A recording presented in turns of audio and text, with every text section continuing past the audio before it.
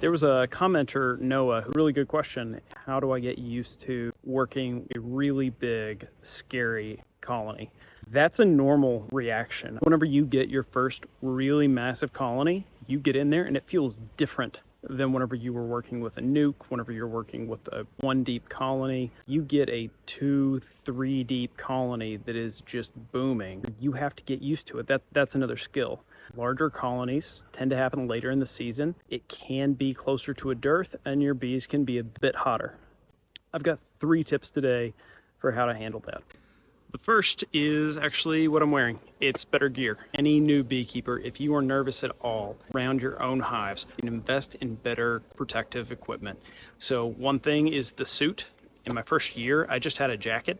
It was fine, but I picked up a lot of stings. A full suit and veil is going to protect you better than just a jacket would. A mesh suit, I've got the Flow brand. I'd suggest going a size up if you're buying from Flow. The suit means that I am fully protected. These kind of lambskin gloves that I'm wearing, these are not perfect at blocking out stings. And if you're really nervous about getting into a hive and you're still learning, you might want different gloves. These are what I used in my first year. Rubber coated gloves, you can get them from Man Lake. You are gonna get really hot whenever you're wearing these, but you won't get stung. You don't wanna have it bunched like this at the wrist. If you have these rubber coated gloves on and you have it pulled back, the bee is less likely to get in there and sting you. Between the suit, these gloves, and I tuck my suit into my boots. That means that I don't get stung around the ankles. Whenever I was out here in just a jacket, I was always picking up little stings around my ankles. Get yourself protective equipment that means that you know you can get in there without getting stung if you need to.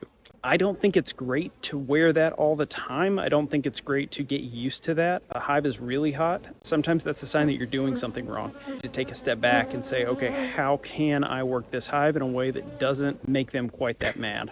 My second tip for getting used to working a really big hive is smoke.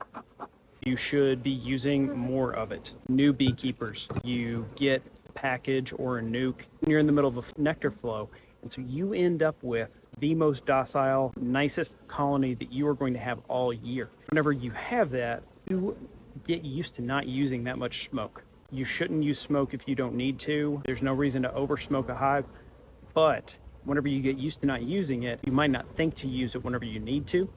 And you might need to be using more smoke for working a hive that is either actively hot or just big and you're getting used to working a larger colony. Don't try to take a frame out whenever you have bees covering all of the frames. You need to smoke them down first and then start working the hive. The last tip that I have is to go in with a goal. Know exactly what you are doing. Have a list of, I need to do this, this, this, and then I'm getting out of the hive. Today, what I did was I had a laid up super. I've shaken down the bees that were in the super into the deeps. And then I inserted a queen excluder right here. I put this back on. I'm not getting in there to do a million things. I'm not looking at every single frame.